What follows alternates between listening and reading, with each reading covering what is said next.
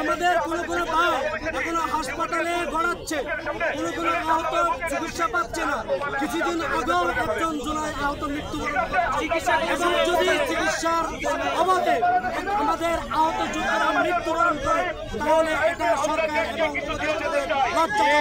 বাংলাদেশের 18 কোটি মানুষের। আমি চট্টগ্রাম শান্তিরাট থেকে আমাদের প্রায় 50-এর অধিক আহত যোদ্ধা, সবাই সব কিছু তালিকাভুক্ত। আমরা তালিকা দেখাতে এবং সুচিকিৎসার মাধ্যমে আমাদের সকল আহত জুলাই যোদ্ধাদের অধিকার নিশ্চিত করতে হবে। হয়তো আপনাদের মনের মধ্যে প্রশ্ন আসতে পারে যে 10 মাস হয়ে গেছে এখনো কোনো তালিকায় আসতে পারে।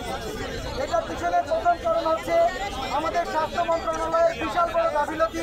তারা সঠিকভাবে তথ্যগুলো পৌঁছাতে পারেনি সবার দ্বারে দ্বারে। যুদ্ধের সময় সবাই একসাথে এসে যুদ্ধ করেছে, কিন্তু তথ্য প্রচারের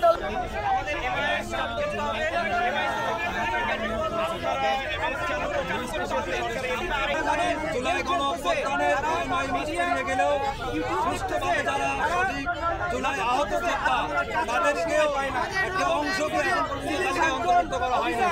সরকারিভাবে এমআইএস তারা সাইবার বন্ধ করে রেখেছে। আমরা সরকারের কাছে দাবি জানাই অনতিবিলম্বে এই আহত যোদ্ধাদেরকে এমআইএস এর অন্তর্ভুক্ত করতে হবে।